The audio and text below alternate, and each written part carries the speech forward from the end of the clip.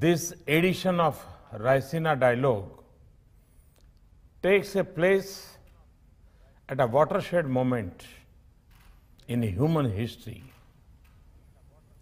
A global pandemic has been ravaging the world for over a year. The last such global pandemic was a century ago. Although humanity has faced many infectious diseases since then, the world today is underprepared to handle the COVID-19 pandemic. Our scientists, researchers, and industry have answered some questions. What is the virus? How does it spread? How can we slow it down? How do we make a vaccine? How do we administer vaccine at a scale and with speed? To these and many other such questions, many solutions have emerged. And no doubt, many more are yet to come. But as global thinkers and leaders, we must ask ourselves some more questions. For over a year now, the best minds of our societies have been engaged in battling this pandemic. All the governments of the world, at all levels, are trying to contain and control this pandemic. Why did it come to this? Is it perhaps because in the race of economic development, the concern for welfare of humanity has been left behind? Is it perhaps because in the age of competition, the spirit of cooperation has been forgotten?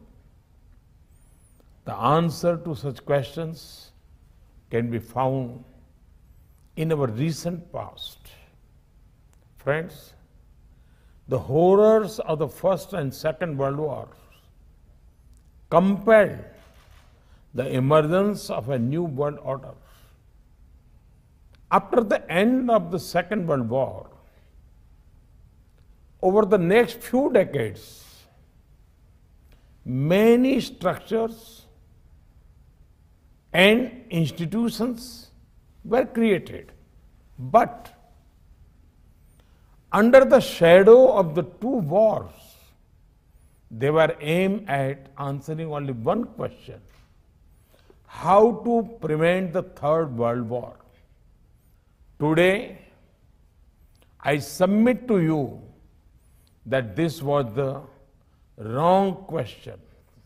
As a result, all the steps taken were like treating a patient's symptoms without addressing the underlying causes. Or, to put it differently, all the steps taken were to prevent the last war, not the next one. In fact, while humanity had not faced the Third World War, the threat of violence has not reduced in people's lives. With a number of proxy wars and unending terror attacks, the prospect of violence is ever present. So, what would have been the right question? They could have included, why do we have famines and hunger? Why do we have poverty? Or most fundamentally, why can't we cooperate to address problems that threaten the entire humanity. I'm sure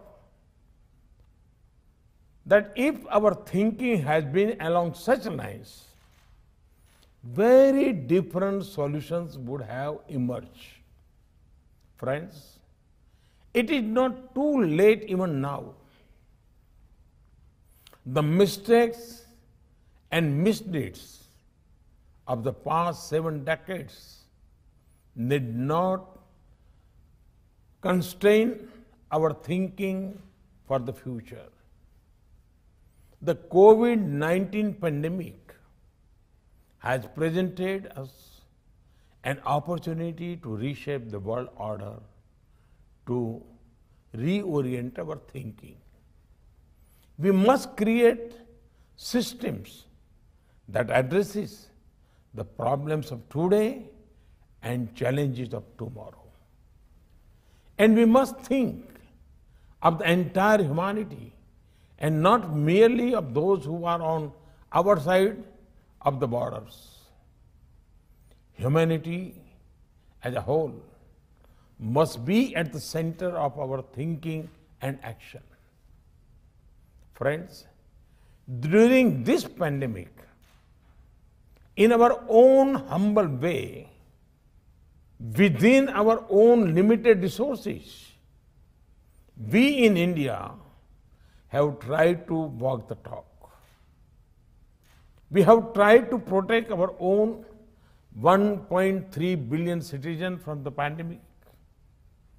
At the same time, we have also tried to support the pandemic response efforts of others.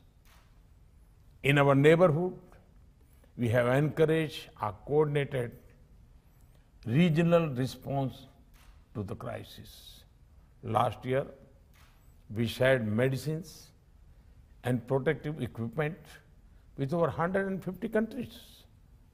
We understand fully that mankind will not defeat the pandemic unless all of us, everywhere, regardless of the color of our passports, come out of it.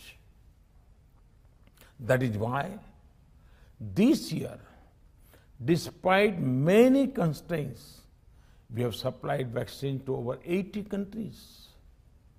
We know that the supplies have been modest. We know that the demands are huge. We know that it will be a long time before the entire humanity can be vaccinated. At the same time, we also know that hope matters.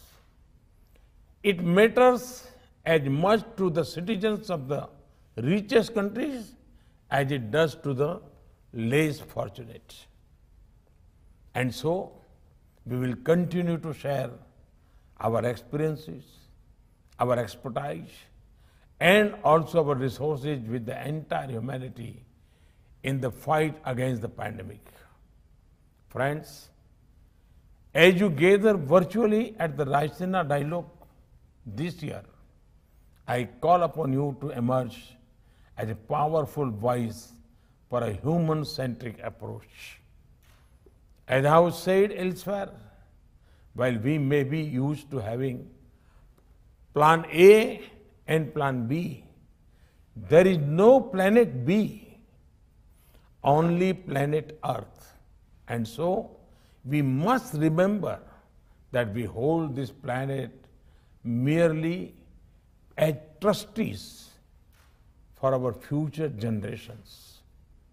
I will leave you with that thought and wish you very productive discussions over the next few days. Before I conclude, I wish to thank all the dignitaries who are adding their voices to these deliberations. My special thanks to their excellencies, the President of Rwanda and the Prime Minister of Denmark, for their valuable presence in this session of the dialogue. I also wish to thank my friend, the Prime Minister of Australia and the President of European Council, who will be joining the dialogue later. Last but not the least, my immense gratitude and heartiest congratulations to all the organizations. They have done fantastic work in putting together this year's Rayasena Dialogue despite all kinds of challenges. Thank you. Thank you very much. Swami Bodhananda Goseva Ashramam, Saithapur. జ్యోతిష్యం వాస్తు శాస్త్రం మన పూర్వీకులు మనకిచ్చిన వరం.